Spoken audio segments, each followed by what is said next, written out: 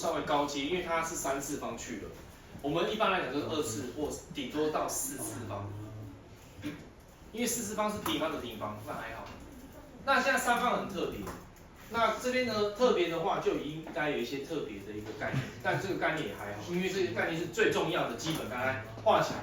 你3次方分解成3个相乘其实我说了，因式分解就是把这些加加减减分解成呱呱呱的连乘积，这些连乘积都是它的什么式？因式，对，都是因式啊。我说了，看到因倍式想到因整除，因倍式想到整除，所以你拿原来的题目这一坨去除以谁？2a 加3一定会整除。直接除哦。所以你先直接除来，开始除。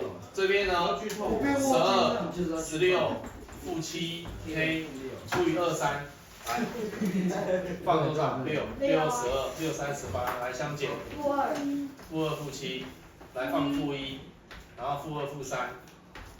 相减负4跟 k 来放什么？放负2，懂吗？负4、负6，来一定要余零嘛，整除啊，下当 k 的解，答案 k 一定会跟负6一模一样，懂不懂？所以同学，我先算出来 k 等于负6，那 k 等于负6，现在不是重点，重点是来注意圈起来，这是它的商啊。对啊，这个就等于这个商就这2个相乘啊。然后再来，所以这里要分解嘛，这里是6s 平方减 s 减2，你要还原这里，把这个商还原，然后把这个商做因式分解，做因式分解，10交乘来得分，3s 跟2s 啊，怎么分？交叉啊，是不是2跟1？负4跟正3就是负1，结束了，分完了。所以答案观察，3a 减2，这里是3a 减2出来 ，c 就是3。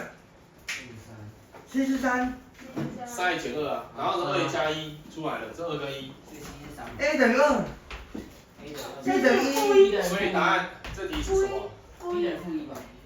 来，这里什么 ？a 减 c 再除 b 嘛，所以就是2减3再除以 b， 所以答案等于负1。这个题目答案是负1。非常厉害。